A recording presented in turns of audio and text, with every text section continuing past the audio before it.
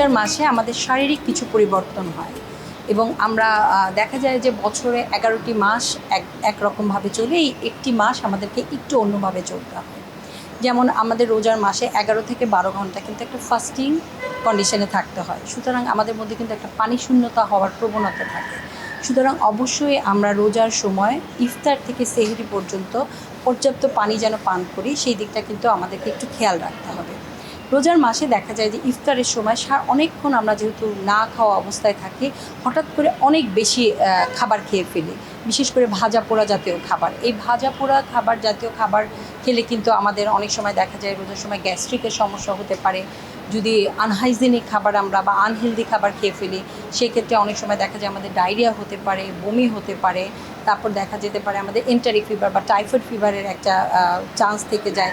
সুতরাং এই সমস্ত খাবার যখন আমরা খাবো, অবশ্যই সেক্ষেত্রে আমরা বিশুদ্ধ পানি পান করব। অবশ্যই সেক্ষেত্রে খাবারটা যেন আমাদের জন্য বিশুদ্ধ হয় বা হাইজেনিক হয়, সেই দিকটা অবশ্যই আমাদের খেয়াল রাখতে হবে। আর সেহরির সময় অবশ্যই আমরা কমপ্লেক্স কার্বোহাইড্রেট সাধারণত আমরা বলে থাকি ভাত, রুটি বা ওটস, সাথে আমাদের কিছু মাছ থাকবে, মাংস থাকবে, ফ্রুটস থাকবে, ভেজিটেবলস থাকবে, যেন আমাদের খাদ্যাভ্যাসের মধ্যে রেগুলার যেন একটা ব্যালেন্সড ডায়েট থাকে। এই ব্যাপারে অবশ্যই আমাদেরকে সতর্কতা অবলম্বন করতে হবে। এছাড়া অনেক সময় দেখা যায় রোজার মাসে আমাদের ঘুমটা অনেক সময় ঠিকমতো হয় না, যেহেতু সেহরির সময় আমাদের উঠতে হয়। সেক্ষেত্রে ঘুম না হলে কিন্তু আমাদের একটা সময় টায়ার্ড লাগে বা কিছুটা ক্লান্ত লাগতে পারে।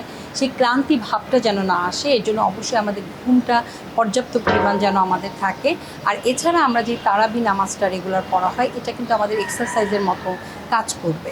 সুতরাং আসলে একটি সুন্দর জীবনযাপন বা এই পরিবর্তনটা একটু খেয়াল রাখলেই আমরা সুস্থভাবে এই রোজার একটি মাস পার করতে পারবো।